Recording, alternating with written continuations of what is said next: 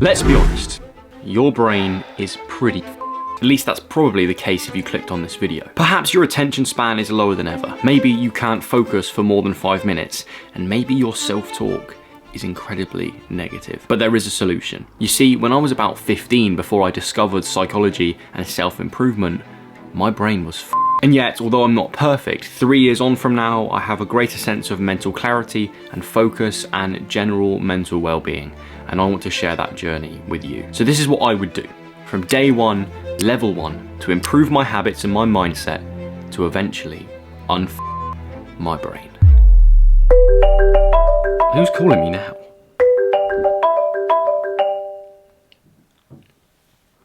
Hello? But Joel, what does it actually mean to one's brain? Good question.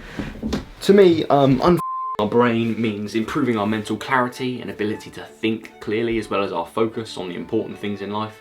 And on top of that, just some general mental well-being, happiness and all that. Oh, they hung up on me. Whenever we want to make changes in our life, we need to have a clear understanding of why we are doing it. The fact is, changing how your brain feels and functions is hard. And that's why you need a good enough reason to continue in those moments where it's uncomfortable and it seems so much easier to stop and go back to the way things were. And that's why philosopher Henry David Thoreau said, "The mass of men lead lives of quiet desperation." We know we could be better. We know how good our lives could be if we made these few changes, but we don't have a good enough reason to do it. We don't have a good enough why to push us through those moments of inertia and procrastination. When I was 15, I wanted to change the way that I live my life to put my future self in a better position. I was sick of spending so many hours on Fortnite and just feeling mediocre, not being able to think clearly. I felt like my life lacked this essence, this higher quality that it could have. And that glimpse, that little essence of a better life that I could live, well, that idea, that motivated me to make changes. What you need to do is you need to write down your why. Why do you want to your brain? Why do you want your mental state to improve? And what you do is you write that why and you put it up on your wall somewhere where you can clearly see it. Now, the human brain is basically a biological machine that adapts to the way we think, act, and believe. So the process of our brain means improving the habits that we do on a day-to-day basis and improving our mental state. Building new habits is not easy, and that's why there are thousands of books and podcasts and YouTube videos that try to explain how to build them. So before I tell you what helped me to sort my brain out, I need to tell you my framework for behavior change. Basically, you want to focus on making the tiniest change possible every single day, so they are gradual changes and they're also sustainable. And then what I would do is I would make a game out of these small changes. Have some way to track your victories on a daily basis and earn some points. The reason we do this is it will activate the reward pathways in our brain, which will increase certain neurochemicals like dopamine, which increases your motivation. As well as that, it seems more manageable and less overwhelming when we make small changes, which gives us the highest chance of success in the long term.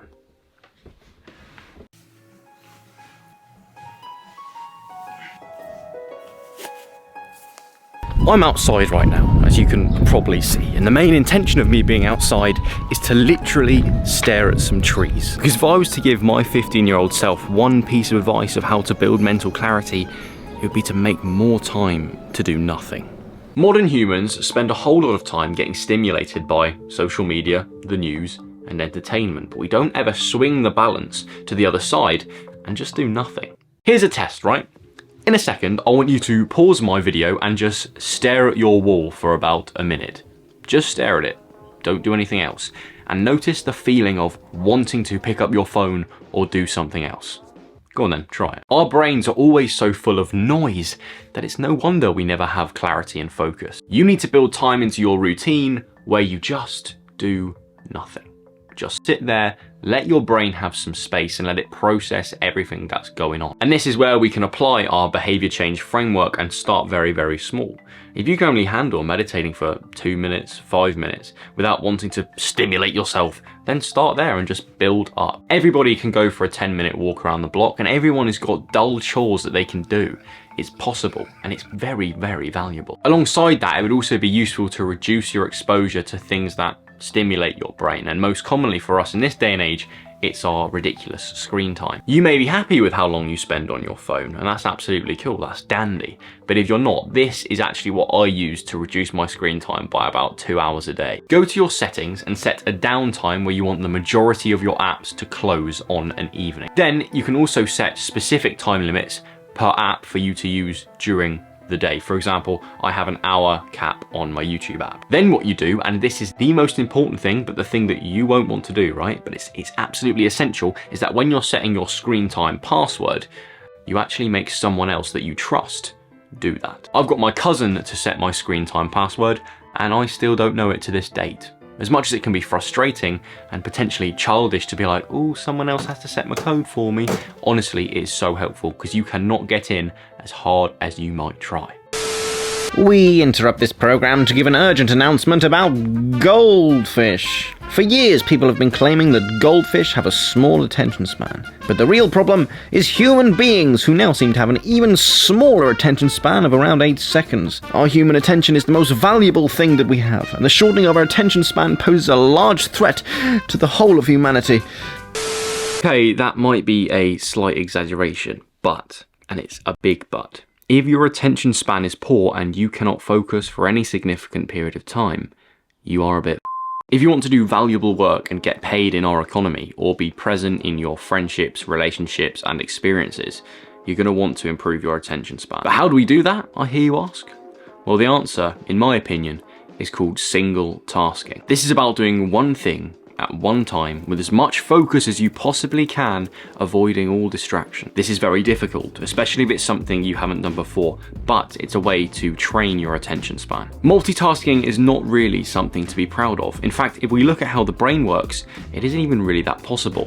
When you do multiple different tasks at the same time, it uses different parts of your prefrontal cortex, which means the overall power or efficiency of that brain region decreases. If you do one task at one time, you can use the majority of that brain region to fulfill that task, and potentially that makes you more productive. This is where the plot twist of the video comes in. There are going to be inevitable points where you fall off the wagon and your brain. You will overstimulate yourself and you will get distracted. No one is perfect, and changing your behavior and mental state takes time. However, it's at your lowest points where you've began to relapse that are the most important. This is the precipice between continuing to grow and change into the person you want to be and returning to the state. I've had many weeks over the past year where I've not meditated and I've felt mentally fried. I've been struggling to juggle everything in my life, and at times it has overwhelmed me. But realistically, the most important thing is you re-establish a little bit of momentum. Start small again and start tracking each little win. Overcoming the mental rut and building momentum once again can only come when you have a mindset where you're happy to start again at level 1. Because the people that have that mentality, the people that are willing to start all over again, they're the ones that have their lives together, and they're the people that we admire. If I was to draw a graph of how my brain has been over the past 3 years, it would not be linear. But that doesn't matter because the overall progression is positive. But as long as I make an effort to every day try and single task and try and make time to do nothing, I know my brain will continue to thank me. Thanks for watching, people. If you found this video of any use, I'd appreciate if you checked my links out down below in the description, and also if you watch this video here where I explain how psychology can improve your life even further.